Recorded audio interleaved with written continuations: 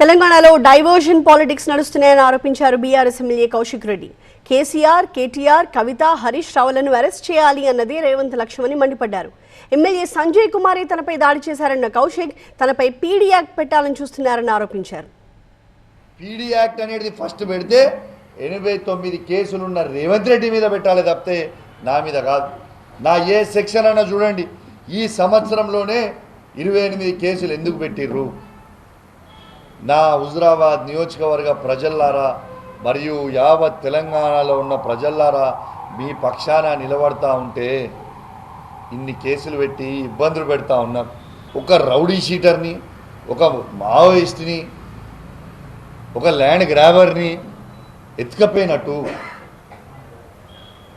50 మంది పోలీసులను తీసుకొచ్చి నన్ను ఆ తీరు ఎత్తుకరావడము ఇది న్యాయమా అని నేను అడుగుతున్నా. పండుగ పుట్ట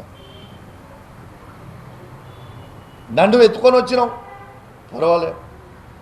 తెల్లారి నన్ను తీసుకొచ్చి ఇక్కడ పండబెట్టి మా తెలంగాణలో ఉన్న మొత్తం ఉన్న 33 జిల్లాలో ఉన్న మా బీఆర్ఎస్ పార్టీ కార్యకర్తలని అరెస్ట్ చేయడం, వాళ్ళ పండుగ రోజు తెల్లారి హౌస్ అరెస్ట్ లేదయ్యా బాబు, నాకు అర్థం కాదు.